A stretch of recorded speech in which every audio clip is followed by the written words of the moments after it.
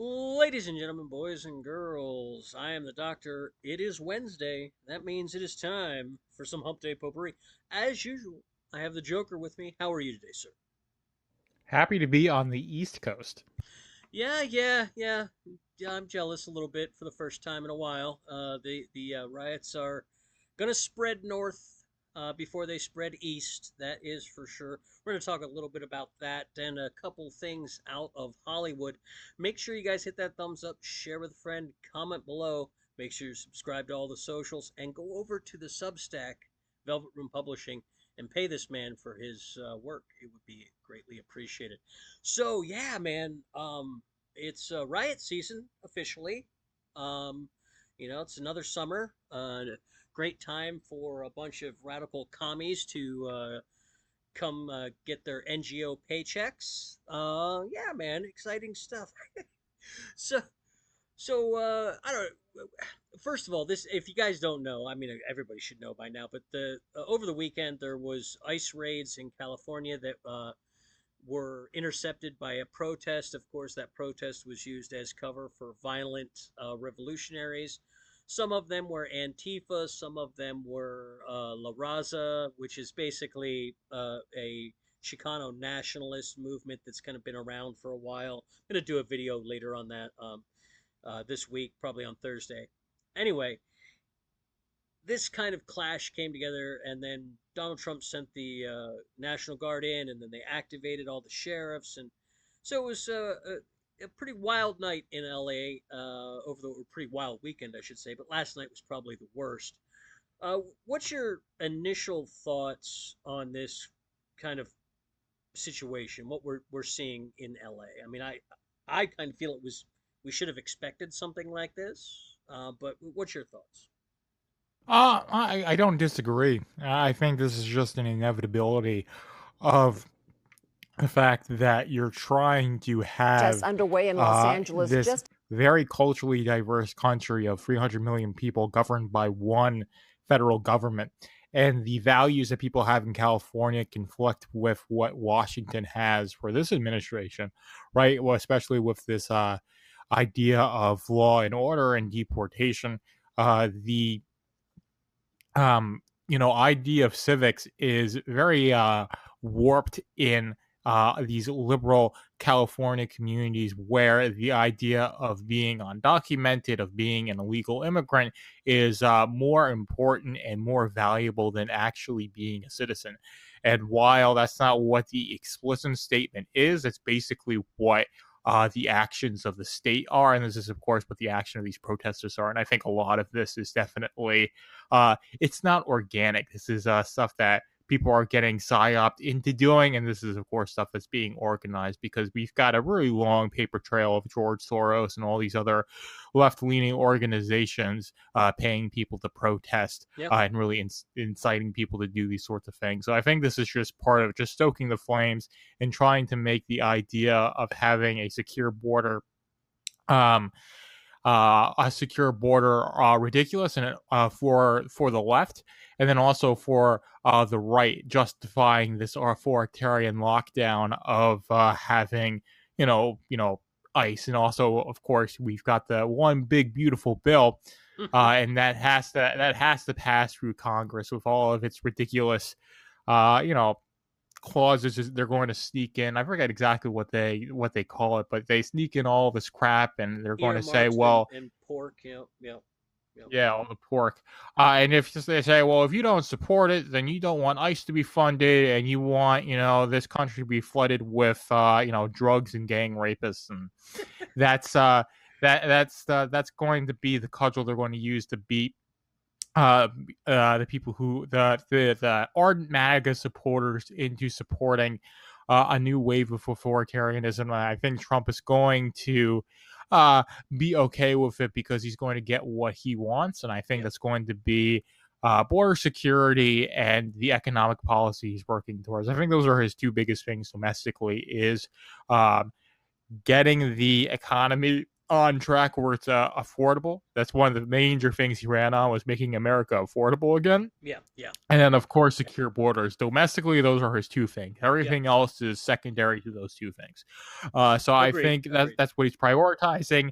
And all the pork in the one big beautiful bill is going to be part of that in order to get people to accept the pork.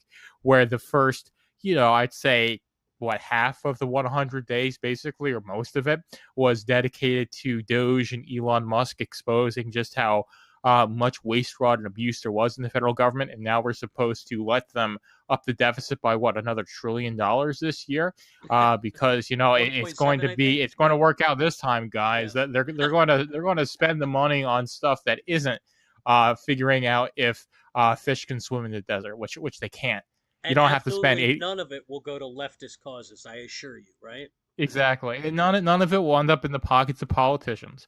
None of it will be used for uh I don't know, but you get the point, Yeah, right? yeah, We yeah, can go you yeah. go on all day. I think Rand Paul is pretty good at exposing, I forget exactly what it's called, like His at the end of the year annual of all this. Festivus, yeah. Yeah, that's, if you want to go, if you want to, like, a really, like, a itemized bill of what the federal government wastes money on, that's right there. Yep, But yeah, so this is the whole issue that I have, is that there are these structural issues, of course, with the federal government. That's, I think, just the very nature of what it is, what it's right. become at this point, right? And I think you and I would agree that the original Constitution, I think, what, probably the Constitution and the first 14 amendments, because, like, the 11th Amendment was necessary. There were some that were necessary to implement, because that was just the nature of the Constitution, was that it wasn't perfect, and that's why the amendments exist, Well, and that's like why the whole amendment process is there. Yeah, yeah, exactly. So there were some amendments that were necessary, for sure, but it's gone far past what the founders or the framers of this Constitution intended for it to be. And of clearly. course, and this is, of course, way out of the scope of what the Articles of Confederation was meant to be. And we've really abandoned the idea of the states being their own autonomous countries that are just Yeah. in a mutual agreement of self-defense, to basically being vassals of the federal government. Um, Yep. and that happened very solidly after Reconstruction, and it's been used to justify building the central banking system, the military-industrial complex, having the social safety net that just subsidizes people living at or just below the poverty line. Most It's of these got illegal immigrants do, in it, some way, take from that as well. Yep. Exactly. So you have this massive, bloated institution that is the federal government, that has, that all it does is just steals from people. And of course, it's used all of those resources, especially in the postmodern era after World War II, to really just convince people that. It is the embodiment of what the founders of this country fought, bled, and died for. Well, And yeah, it certainly is. the modern belief structure of these people is that the America didn't exist until after World War II, until 1960, when the Civil Rights era happened. That for a lot of these people, that's when America started. Before that was all evil white supremacy. Everything before that, and that it's really important that people understand that purview, because everything you're saying is that led us to this moment happened before 1960. So the fact that they don't acknowledge American history prior to 1960 means that their entire framework of viewing what America is not actually America. It's a global hegemonic empire based on the liberal monetary order that was created after World War II. That's what their perception of America is, and that is completely different than the people who are ardent MAGA supporters who want a return to a constitutional republic. So that's this conflict is deeply rooted in two very different views of what America is. Now, my question for you is, in a libertarian run America, let's say we're able to get back to a traditional constitutional republic and it's a libertarian run government with libertarian majority, okay? Somehow we managed to sneak them all in there. Is California allowed to, in that system, allowed to bring in illegals under the Constitution? Like, should the federal government be allowed to bring in illegals, No, or the state governments. California oh, allows illegals to come in and work in their state under the Constitution. Is that allowed? I would say, based on what I understand the Constitution, that that is determined by the office of the presidency and the federal government. That is a reserved power, is it not? oh yeah, well, I would say this has to do with absolute national sovereignty. And if you're going to have the states agree to be in a union, that means all the people within the union are citizens of that union, and the federal government gets to determine who is and who is and isn't part of the citizenry, Okay, right? okay, Not California. right, Now, I think optimally, if I were to have a libertarian America, be more like the Articles of Confederation, and correct. under that system, then yes, California would be able to be California, import basically whoever they wanted from Mexico. That would ensure their own destruction, but you also wouldn't have to have them sharing a presidency that does anything more than just be the commander in chief for the National Guard, right? Right. That's the big issue there. For me, it's less of the matter of whether the states should be allowed to do X, Y, or Z, or the fact that we have California that wants to do X, we have Oklahoma that wants to do Y, we have New York that wants to do Z, and they're all trying to make that happen in the federal government. And the federal government is the one who basically gets to determine if that does or does not happen. It's been an absolutely disastrous system, Yeah, yeah, and that's the thing is that I think it worked, but it really only worked when there was a common culture, and I think we really have not had that for a long time, if we ever did, when after Manifest Destiny, right, where we got the entire contiguous United States. it's hard to Un- argue. It's hard to argue a single culture after that point because there was clearly a very unique Southwest culture that existed at that time. That was based on a more Catholic foundation, even though it was a mixed white Native American and Central America. I mean, it was a mixed population. There, the majority cultural influence was Catholicism, where in the Northeast you had a more Protestant influence, and so I think that's ultimately where this division, is specifically between Washington D.C., the coast, and California, originates. Maybe I'm wrong, but I see that's where it originates at that point. And if we could go back to a more uh, even keel, where the states tend to have as much power as the central government, or more, then yeah, California. But as long as we live in the system with the centralized authority that we do, Trump can't allow this to happen. So he has to go in hard. And I think ultimately this was the setup. We talked about this before the show. He was put in a no-win situation with the Biden presidency with this immigration, with how much they brought in under Biden. Either he was going to have to let them stay, which would piss off his base, or he'd have to kick them all out, which is going to make him end up looking like the fascist they call him, even though it's completely legal and within his right to do so. So if we went back to a more or less centralized state agreement, like the Articles of Confederacy, we wouldn't have these kind of issues pop up. But that's yeah, my no, I you know yeah, I wholeheartedly agree. You definitely, I mean, the 13 colonies were colonized by Britain, and the settlers were generally the Protestants who were fleeing from the Catholic counter Reformation, of course, even other Protestants, because uh, The the Anglican sects. Church. Yeah. Yeah. Yeah, yeah, you had all the sects from the various reformers.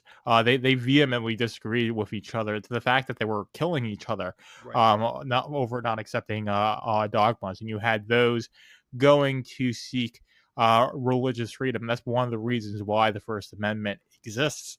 Right. It's a very passionate thing. They did not want to be bound by any specific church authority, even though, like, in hindsight, I don't think that's necessarily how Christianity was meant to be practiced, but it's a whole other discussion. Whereas, South was New Spain, and that was a Catholic country. Of course, Ferdinand and Isabella were the Catholic monarchs, right? That's what Right. they were Right. known for. Yeah. So it was very much part of the culture was Catholicism, of course. It's gotten a lot more ecumenical and globalized these days, the modern Catholic Church, but you still have a very strong Catholic presence, and that's been the big influence. And of course, you have the native culture, you have the fact that there's a completely different language, in that being Spanish, and that affects how things affects cultural development as well. So it's basically two entirely different regions of the country, two completely different value systems, and the whole idea, like I said, of being a citizen has really been devalued.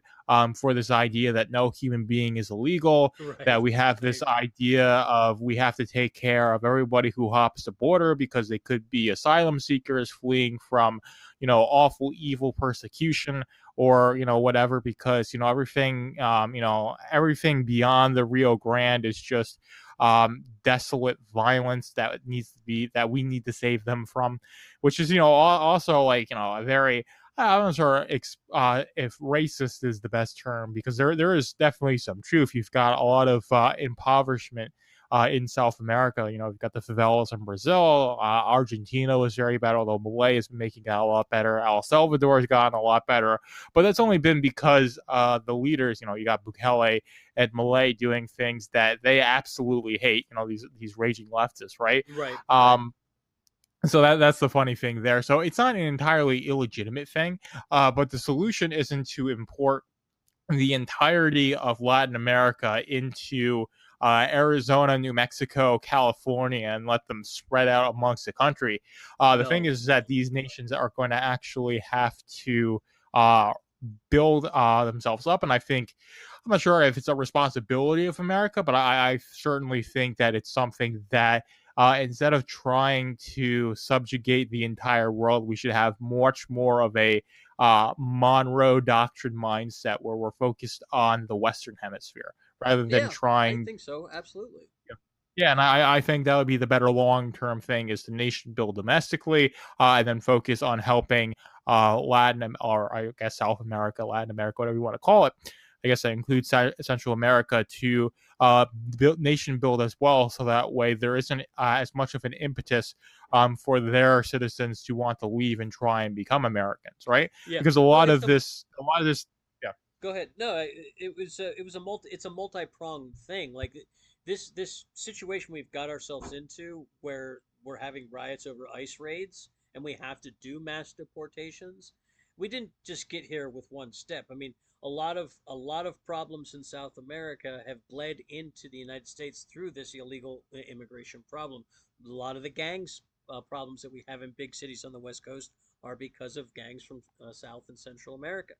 So you have this multi-pronged, multifaceted, highly complex issue, and sending in National Guard, and I think the my honest opinion is the only way they actually fix this to the degree that they want to is if they suspend habeas corpus and they go in and start arresting politicians along with rioters in mass. I think that's really the only way they solve this.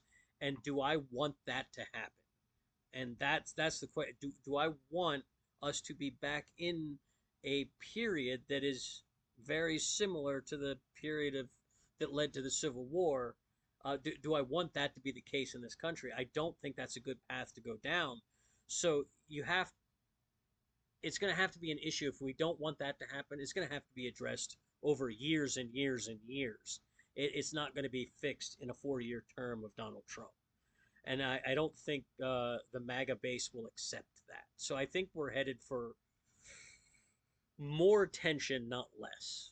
Does that sound like Yeah, a, I agree. These are structural issues that they can't be solved in these 4-year election cycles, and yeah, this is the way politicians market themselves. This is the way they present everything, as in, here's how stuff is going to get fixed. It's the nature of the political elections that everything has to be done within a certain time, and of course, none of these things really actually materialize. I mean, especially with the last administration, there was a lot of promises that were made and none of them were really kept. And that's, the modus operandi of most politicians. This is what made Trump a bit of a very odd figure politically, is that he was actually doing the things that he said he was going to do, or at least he was trying to.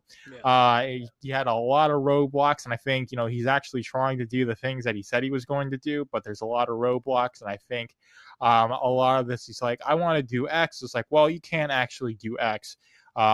And you have to actually do X1, and X1 is something completely different.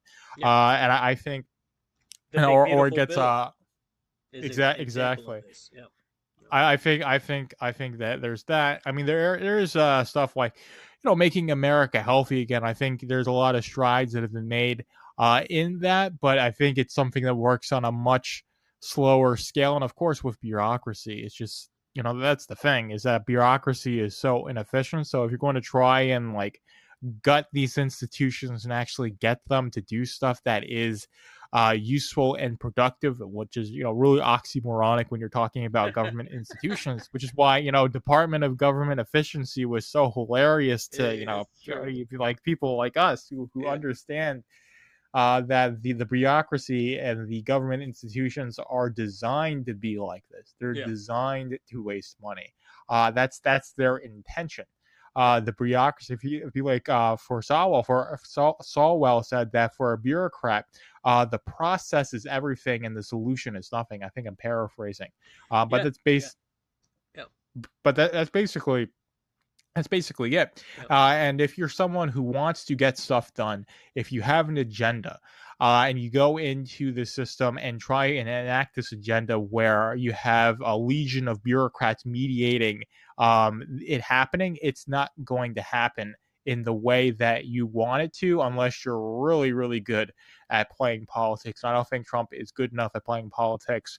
Um, yeah. First, He's a little too demanding that people bend to his will for yeah, some things to get done. Yeah, yeah, yeah, and especially the context of all the crap that has piled up with the Biden administration. So I don't think you're entirely wrong there with this being planned to as roadblocks for Trump with importing all of the uh, migrants. So I certainly don't disagree with you there.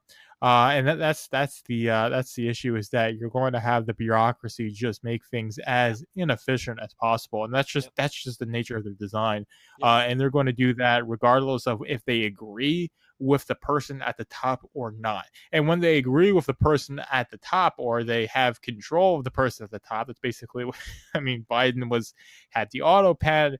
He was managed a lot of times. He ended his day at like noon, if I remember correctly. Spent more days on And vacation than any president ever. yeah, exactly. So Yeah, it was basically the bureaucracy running the country, and yep, you see the result of that.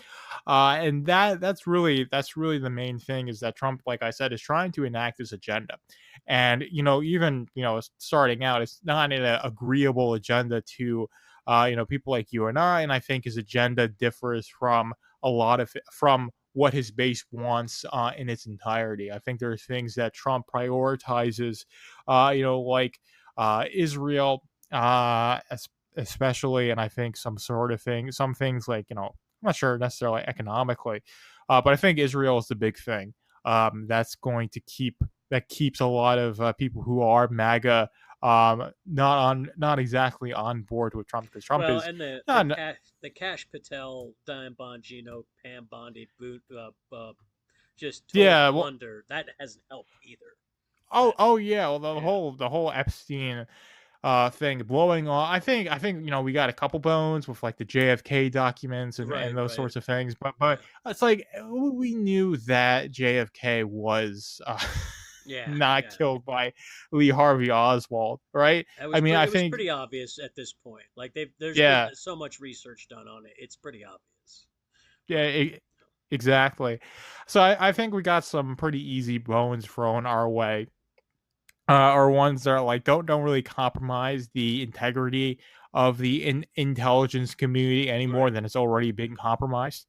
Yeah. But the big thing, and really the Epstein documents getting released, and knowing what happened to Epstein. Because apparently they have the footage, right? When they said the cameras broke, right? Of Like, which one course. was it? Yeah, yeah. So that would be detrimental to the narrative, and the narrative being that there isn't this global conspiracy where children are being sex trafficked and all the elites are engaging in the global depopulation agenda, stuff that we've talked about ad nauseum, and I talk about it all the time, right? Right, right. That would be a very much a massive culture shock to people, like say to getting the average person to realize that, like, yes, there are a cabal of rich, well-connected people that are 100% determined to get you into pods and make you eat the bugs so that way they can reduce humanity to 115-minute circular cities, right? Yeah. That is Yeah. that's the end goal, and revealing blowing letting the cat out of the bag with the Epstein files would just be that massive culture shock, and that's why it's not going to happen. And like I said, I think there certainly is these deals that are being made behind the scenes, and I Yeah. imagine the Epstein documents not getting released is one of those things that Trump is conceding on, so he can do the, like I said, things with the economy, things I think uh the economy yeah, blows up if all that stuff comes out because there's so many yeah, top wealthy individuals involved. I think it brings the whole house of cards down, and they can't have that because if you're going to make America great again, you can't have every single major business mogul in the world exposed as being on the pedophile island, even if it was with a legal adult, 18 years old. Doesn't matter. Nobody, if that comes out, it's 5,000 points a day down on the S&P 500. I mean, it's the end of the economy, and so yeah, I mean, it, people just understand that the world is kind of always run like this. The people at the top with the power, the people who control the coercion and the violence, they've always been weirdo. I mean, you can go back to Egypt, you can go back to Rome, you can go back to Greece.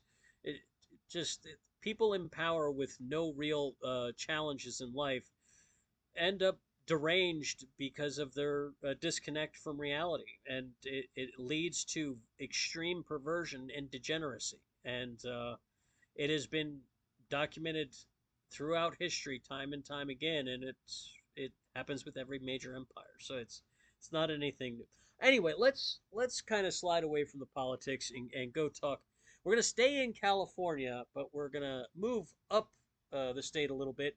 And we're gonna talk about LA a little bit. We like to make fun of the comic books and the bad movies and such on this show, but one of the things that we've talked about a ton is AI coming for the movie making industry. And it seems that has happened. I'm going to play this quick minute and 28 clip for folks. This clip is from Pop Culture Crisis. Check them out over on YouTube and Rumble. But yeah, here, let's play this for the folks. Behind closed doors, execs have seen AI content so lifelike, they're now considering using it to extend old sitcoms.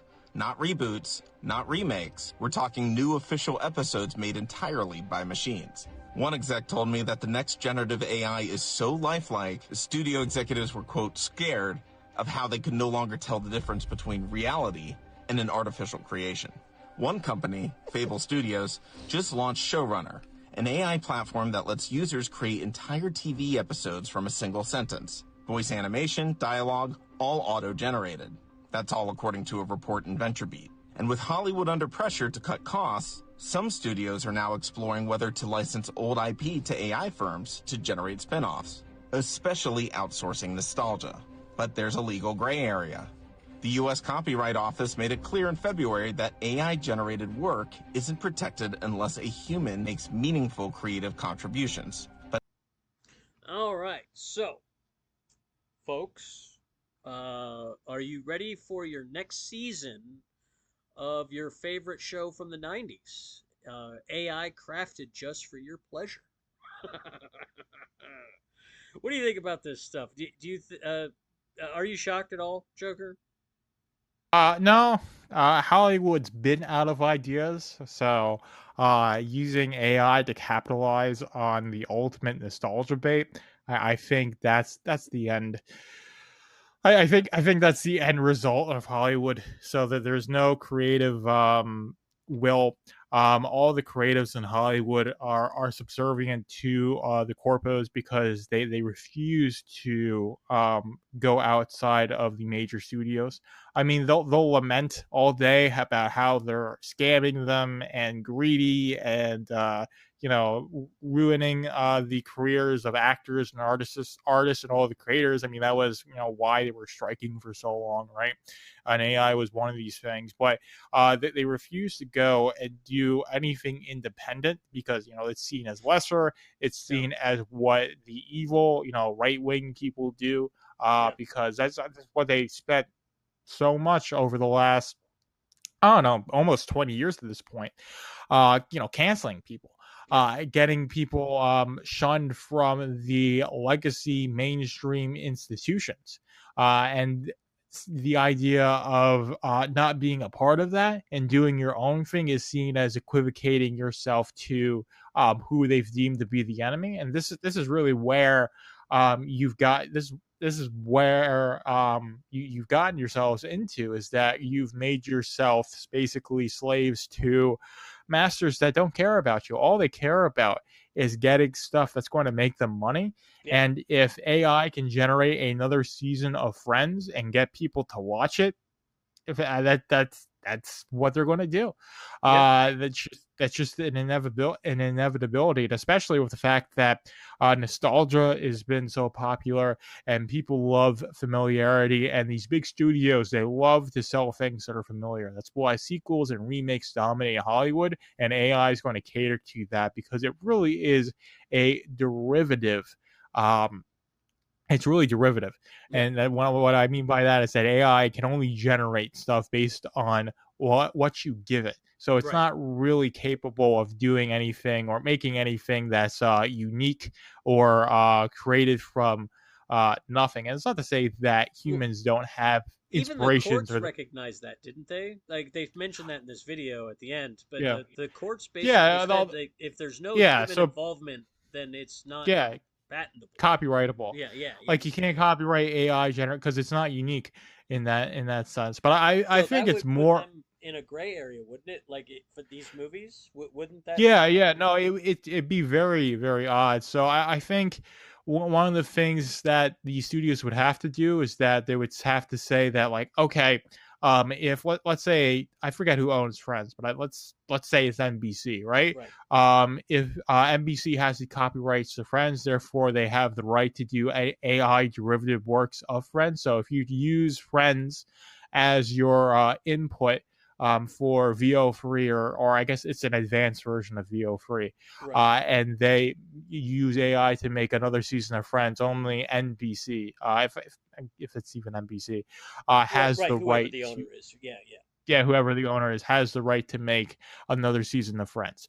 I think that's where you'll get the closest with copyright. But for making like a truly original, quote unquote, work with AI, you're not going to be able to copyright that unless it has like human input. So if you're using AI, if you're making an animated movie by yourself and you're having AI do the keyframes, if you're having AI draw a lot of the backgrounds, and you're doing a lot of the animation, or you're creating a lot of what you're using to prompt it with, then that becomes much more of a justifiable thing where Yeah, you're yeah. using it to augment the productivity of one person into 100. And I think that's That's gonna be where an we're interesting question as yeah. this gets more used because let's say you create your own art, for example, like you actually paint a picture of some sort, a street scene, let's say, and then you take that painting and you take a photo of it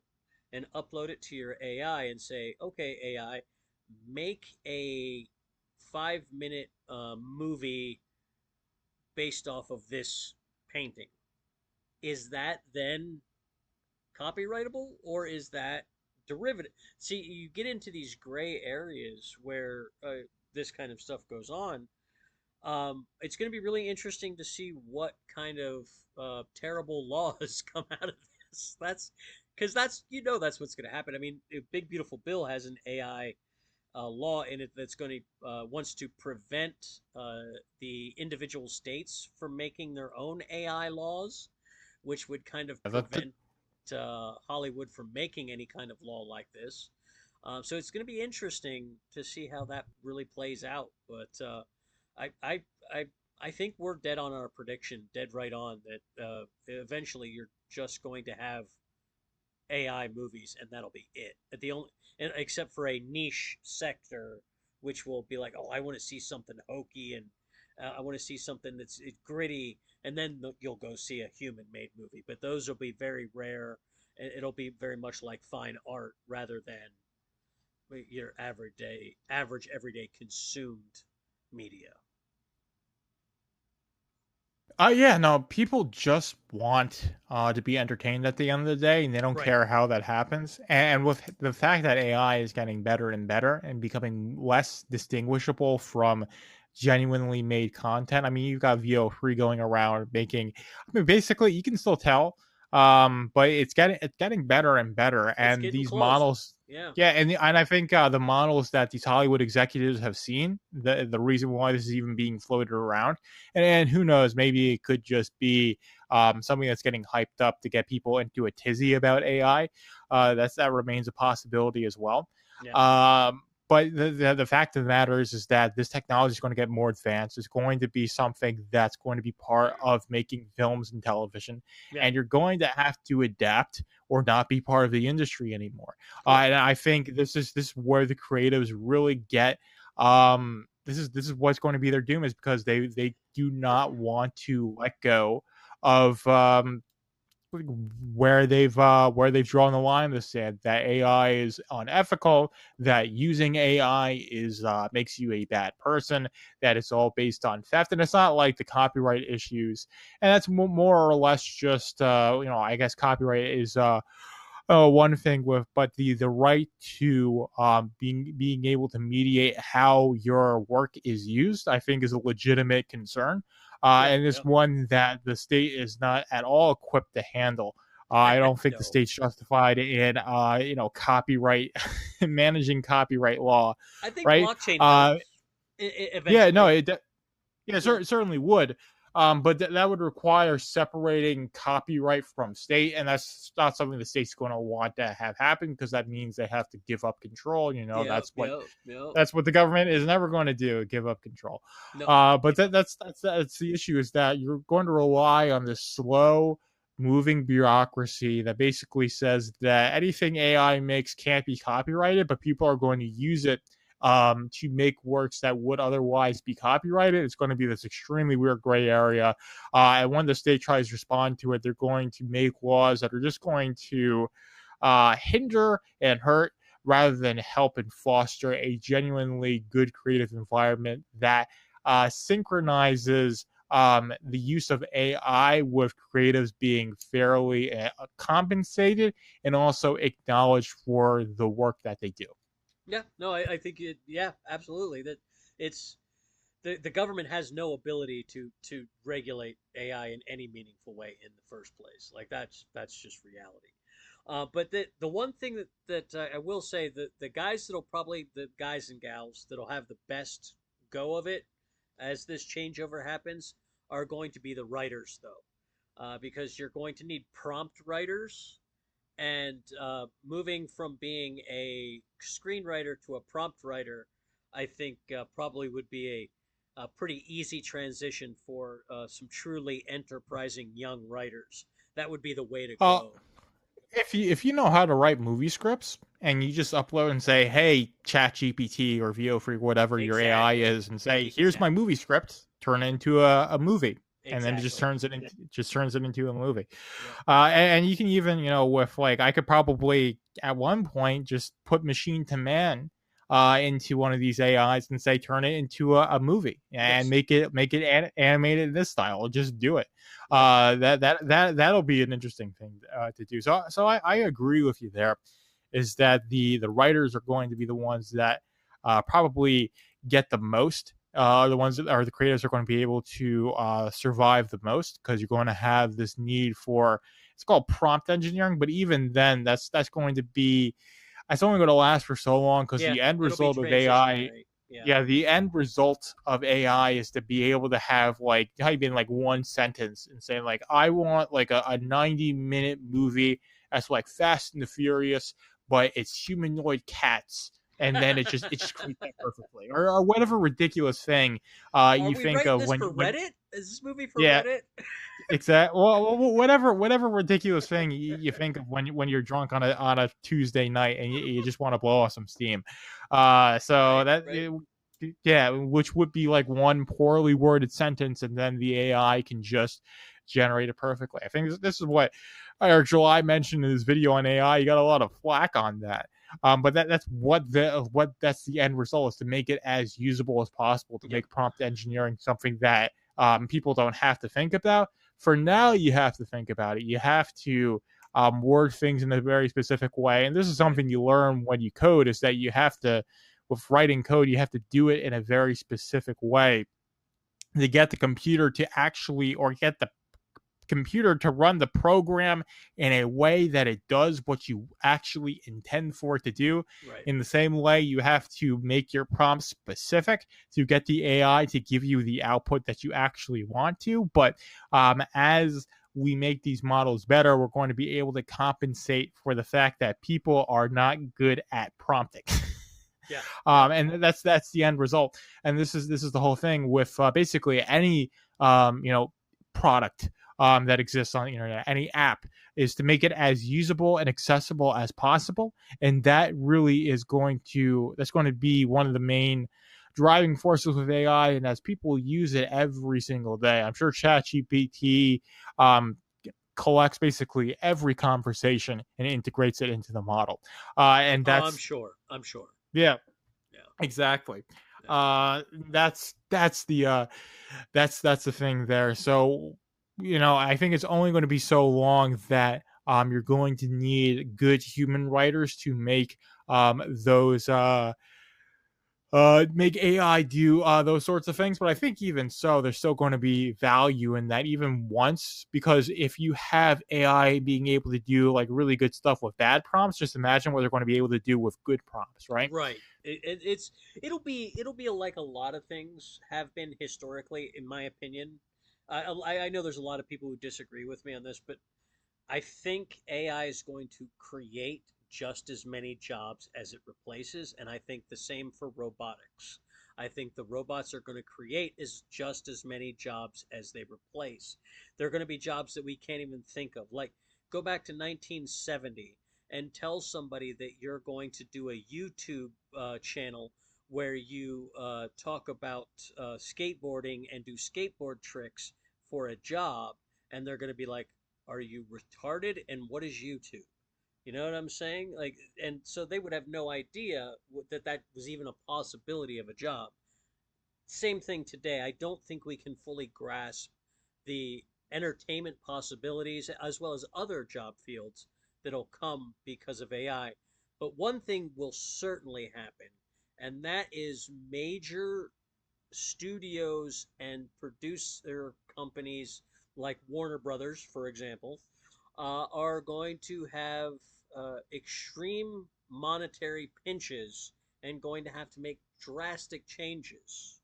And that is what we're talking about in this article here from Zero Hedge. Strategic reset. Warner Brothers Discovery split into two public companies as cable business suffers. And this is just the beginnings of what we're going to see with this AI revolution. This is coming from the streaming revolution, and that streaming revolution is going to turn over into the AI revolution in the entertainment industry.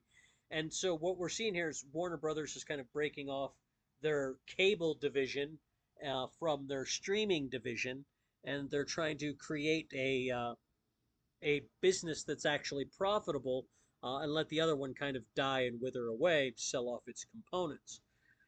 This is going to happen more and more. You're going to see more companies take this route where we saw in the past 20 years, 30 years, the sucking up, the hoovering into massive conglomerates.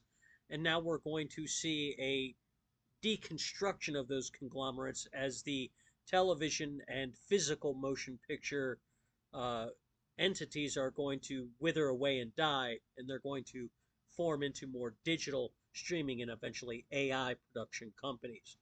Now, of course, there are other reasons for this as well. Some of those you were talking to me about earlier. Warner Brothers has some financial problems already, do they not? Yeah, well, you had Warner Discovery. I forget exactly. It was a couple years ago when they had this merger, and they've basically always been in the red. They haven't been really making money. I think that it might have been starting to turn it around, and there was a lot of hope. I forget exactly what the guy's name was who was the CEO. I'm not sure if he still is, but there was some hope with him coming in that he would do things Was that it would David make. Zaslav? Yeah, Zaslav. Yes, exactly. Zaslav, yeah, That's it. Yeah, so yeah. people were hopeful that he was going to revitalize Warner Discovery and DC, particularly. I don't think that ever really materialized. And now it seems like they're going to try and cut up the company so that way it'll be easier to make it profitable because you've got less. You don't have you have a lot less overhead when you don't have all these brands housed under one massive holding corporation. Especially when Uh, you're talking about television channels like CNN, TNT, HBO, Discovery. I mean, people really aren't watching television anymore. If they are, it's through streaming services. So it's one of those things, Exactly. you know. Exactly. Yeah. So I think this is part of why this is happening, and I mean this is really just indicative of the fact that with the way the user base for content is fracturing Hmm. into these niches, it just means that you can't have these massive conglomerates, and also you've got the fact that physical sales don't really exist anymore, and that's where a lot of these studios would make their money off of for Yeah, we've TV talked about shows that and before. Yeah, yeah, yeah. Absolutely. The no yeah. CDs, no rentals, that kind of thing. That's all gone away. Yeah, yeah. Continue with what you're saying, though. I'm sorry. Yeah, no, that's the exact point that I was making. Is that it's a whole loss of a whole income stream that was lost. Streaming it makes a lot of money, but it also costs a lot of money to stream. 1080p and 4K video to millions of people, and a lot of people share passwords. A lot of people will just end up pirating the content anyways. Right. So it's not as profitable as people buying a physical product at retail, and they really have not been able to adequately monetize. The only solution they've really come up with is to have you pay and watch ads, and that's really turned people off from streaming altogether. Yeah. People are turning towards free content, or a lot of people will just play retro video games or watch YouTube videos, things that are cheaper, free in some cases. Of course, YouTube is free, but you have, like I said, a lot of people play games that came out before I was alive, and that's their primary form of entertainment, and they're not engaging with what the modern entertainment industry is doing at all. Right.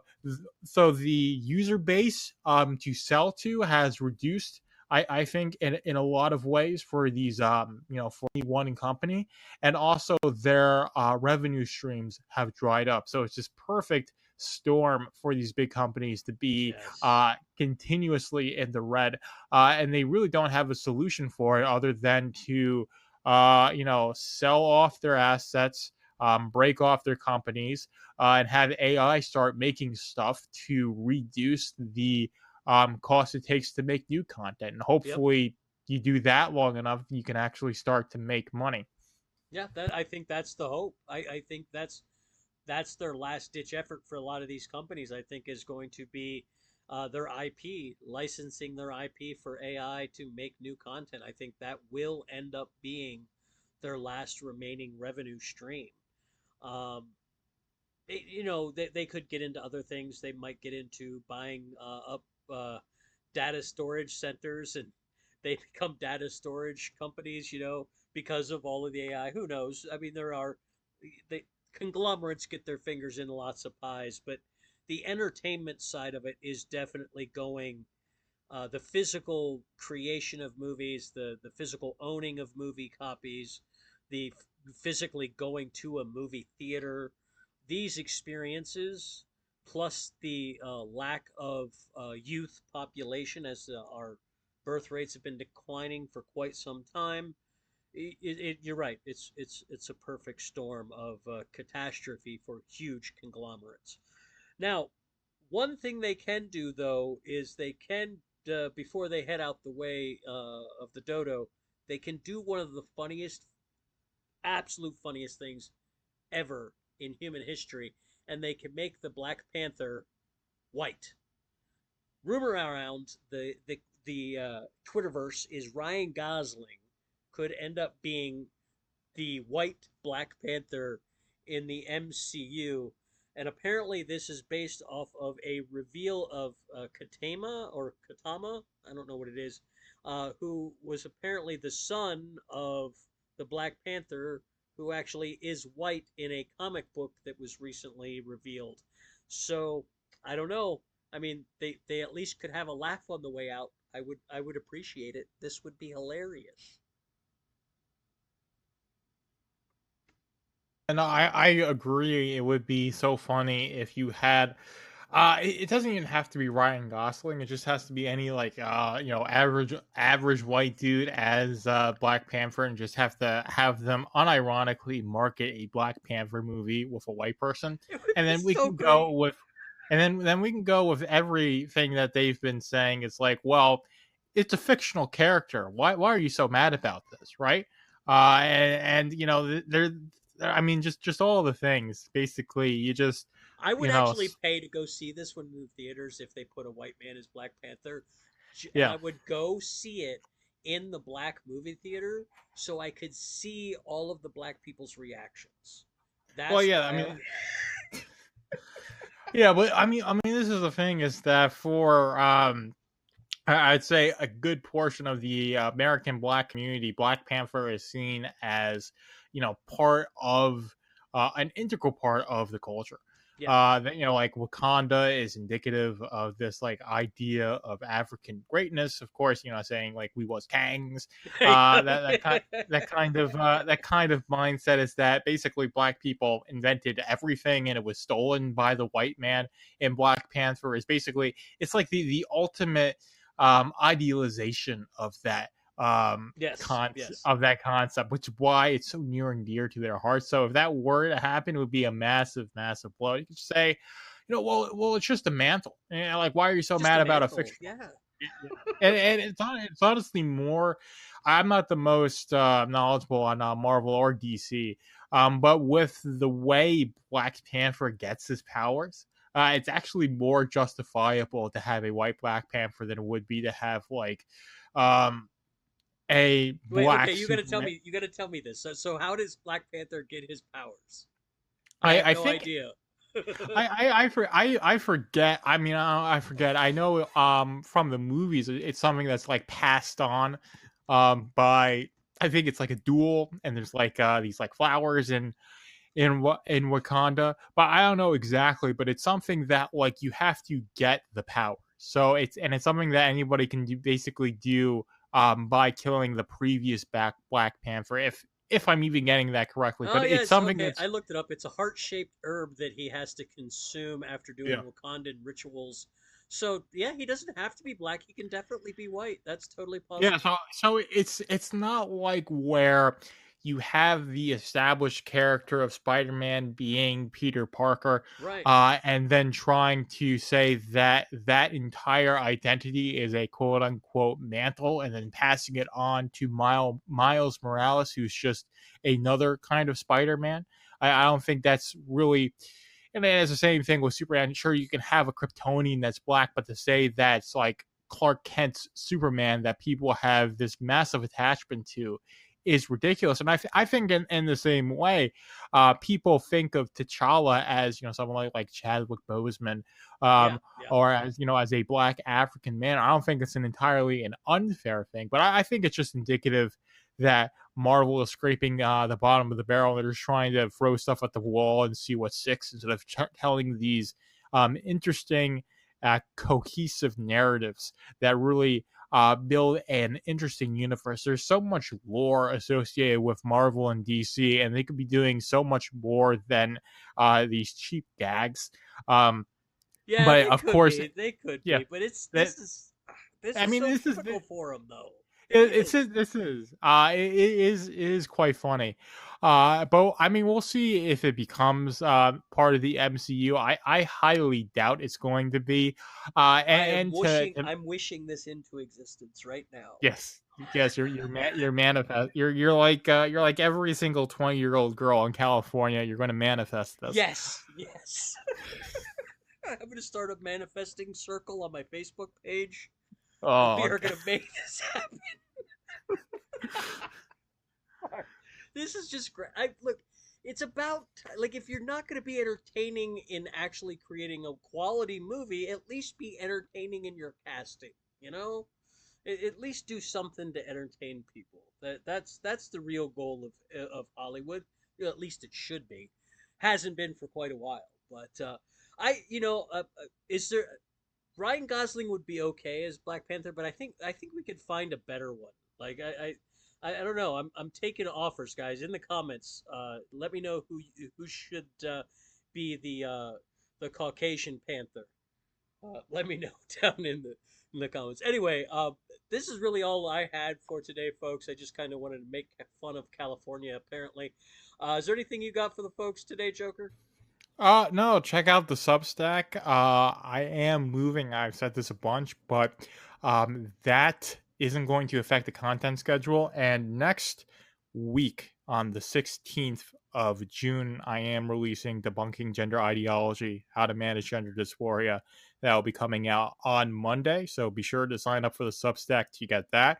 If you Excellent. meet up with me at Pork Fest, I'll give you a copy for free while I have them. So I have like 100 copies or so. I'm going to give them all out for free. So Excellent. if you meet, so if you meet me, and I still have a copy, which I most likely will, for basically most of the week that I'm there, you can get a copy from me for free. But if not, you can read it for free on the Substack on Monday. So this is going up on Wednesday. So on Monday, you'll be able to read that book, and that'll be a really cool thing for me. But other than that, that's what's going on. So be sure to follow the Substack, and if you're used to my regular content schedule, that's going to remain. So I've got it all scheduled out, so it'll Excellent. go on. Yeah, it'll go on, as normal, with the exception being Brax Cast Live. But if you're one of my live viewers, then you're already well aware of that. Yeah. Yeah. Alrighty, folks. Well, that is all we have for you. Stay blessed. We're out of here. Deuces.